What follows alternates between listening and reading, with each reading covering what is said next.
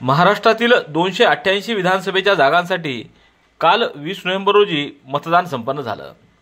मतदानाची टक्केवारी फारशी वाढली नसली तरी 2019च्या तुलनेत मतदानाची टक्केवारी ही समान राहिलेली आहे। मतदान संपन्न होताच काल विविध एजन्स्यांचे एक्झिट पोल बाहेर आले आहेत। या एक्झिट पोलमधून आपण 9 एक्झिट पोलवर चर्चा करणार आहोत। या 9 पैकी 7 एक्झिट पोल हे महायुतीच्या बाजूने असून महायुती सत्तेत बसेल असं सांगतात, तर 2 एक्झिट पोलच्या मते महाविकास आघाडी सत्तेवर राहील असं सांगण्यात येतं।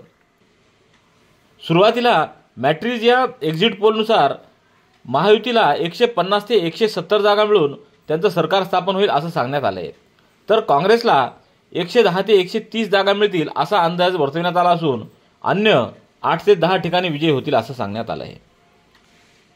PMARQच्या एक्झिट पोलनुसार महायुतीला 137 ते 157 जागा मिळतील, तर महाविकास आघाडीला 126 ते 146 जागा मिळण्याची शक्यता वर्तवण्यात आलेली आहे, तर अन्य 2 ते 8 ठिकाणी विजयी होतील असं देखील वर्तवण्यात आलं आहे। चाणक्य स्ट्रॅटेजीच्या एक्झिट पोलनुसार महायुतीला 152 ते 160 जागा मिळण्याचा अंदाज वर्तवण्यात आला असून महाविकास आघाडीला 130 ते 138 जागा मिळतील आणि अन्य 6 ते 8 जागांवर विजयी होतील असा एक्झिट पोल आहे। पीपल्स पल्स या एक्झिट पोलच्या मते 175 ते 195 जागा या महायुतीला मिळून ते सत्तेत सरकार स्थापन करू शकतील, तर महाविकास आघाडीला 85 ते 112 जागा मिळण्याची शक्यता वर्तवण्यात आली आहे। पीपल्स पल्सच्या मते 7 ते 12 ठिकाणी अपक्ष विजयी होतील। पोल डायरी या एक्झिट पोलनुसार महायुतीला 122 ते 186 जागा मिळतील आणि महाविकास आघाडीला 69 ते 112 जागा मिळतील असं वर्तवण्यात आलंय। पोल डायरीनं देखील 7 ते 12 ठिकाणी अन्य उमेदवार विजयी होतील असं सांगितलंय।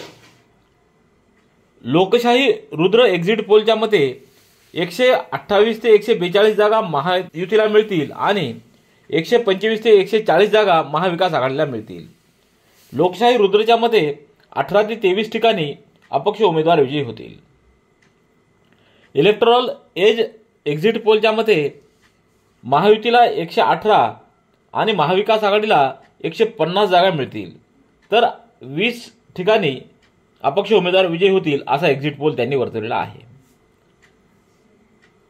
टाइम्स नाऊ JVCच्या मते 150 ते 167 जागा महायुतीला मिळतील, तर 107 ते 125 जागा महाविकास आघाडीला मिळतील।